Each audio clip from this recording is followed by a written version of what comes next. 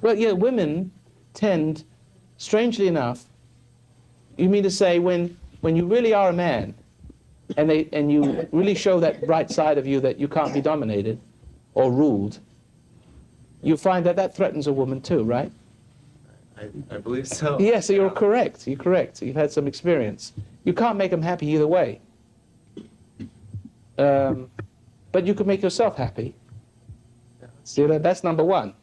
And of course, if you could stay happy all the time and be like 007, never be pulled out of your tree, always make the cool move, eventually you're going to prove to yourself, well, prove to her that you are for real.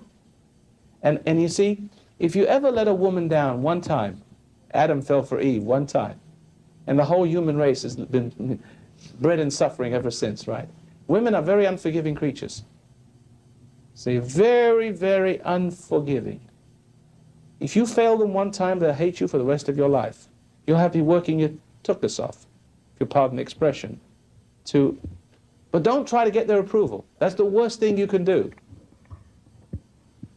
Don't feel guilty and come back and look for mama's approval, buy a bunch of flowers, and try to get a love again, because you're right back pulling that dark side out and earning her content. She'll give it to you, but she'll hate you afterwards, because you're less afterwards, and you're less able to help her. Save her from herself. You understand that? Now, so now this other self, this maiden's in the tower, and the dragon's got her. So you've got two people in there, the dragon and the maiden. The dragon is expressing itself, and expressing itself through the maiden. So the moment you begin to find out who you are, and you no longer play this girly game, no, you see, once you've well-founded, your life is built on a rock rather than sand, you're going to infuriate this dragon part of it. See? And she's going to hate you. The more perfect you are, the more she's going to try you. She's going to try to pull you out of your tree. But if you hold still and you hold firm, eventually you won't be feeding your carcass. See, if you fall, you feed your carcass to this dragon, and the dragon gets stronger and has a stronger hold on this maiden that cries out for your love. You can't save her because you're not safe yourself. You're being devoured yourself. You're both being devoured.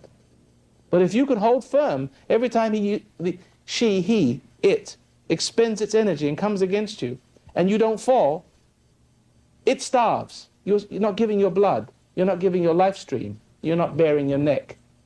It begins to wither. And the dragon begins to fall away, leaving the maiden. See? Oh, my hero. See? And then you can give Snow White a kiss.